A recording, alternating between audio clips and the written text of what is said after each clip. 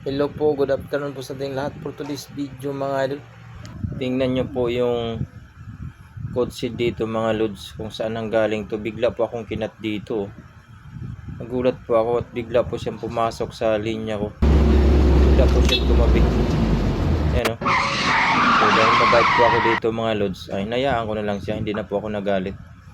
Pinagbigyan ko na po siya. So dito po mga idol, tuloy-tuloy na po tayo dito sa pagmamaniho. Dahil maluwag po ang kalsada, binibilisan po. Nabubulol-bulol na ako dito mga lodi. Sinsya na po mga lodi, hindi po kasi ako nakakain ng ng baboy, kaya sumasabit-sabit po yung dila ko pag nagsasalita ako, lalo pag binibilisan ko mga lodi. Pasensya na po mga lodi. Minsan lang po kasi ako makapag voice over, tinitesting ko lang po ito mga lodi kung marunong ba tayo mag voice over. So dito mga lodi, tuloy-tuloy lang po tayo dito mga idol sa pagmamaniho at medyo maluwag po ang kalsada. Ayan po mga lodi, may nakakita na po tayo ng isang coach. Overtikan na po natin yan mga lodi kasi maluwag naman ang kalsada. At ang takbo ko dito mga lodi, naka speed limit po tayo dito mga lodi ng 80 lang yan mga lodi.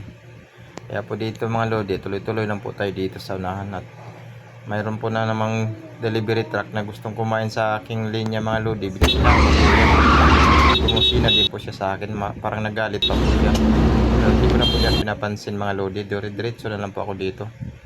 Kasi pag pinansin mo yan mga lodi, madidistract ka lang, masisira lang yung araw mo. Kaya huwag na pansinin yung mga taon mga ganyan. At hanggang dito lang po ang aking voice over mga lodi. Isusunod ko na lang po mga lodi yung aking kanta mga lodi.